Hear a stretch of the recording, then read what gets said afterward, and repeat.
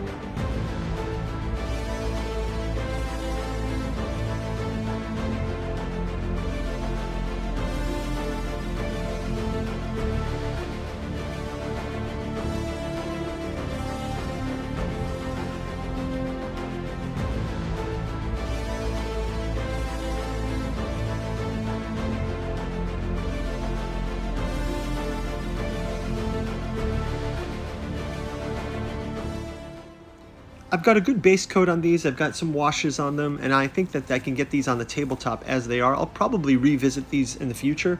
But first we're going to do a quick word from this channel's sponsor, and then I'll take you out to the hero shots of this initial coat, and look forward to getting these on the tabletop.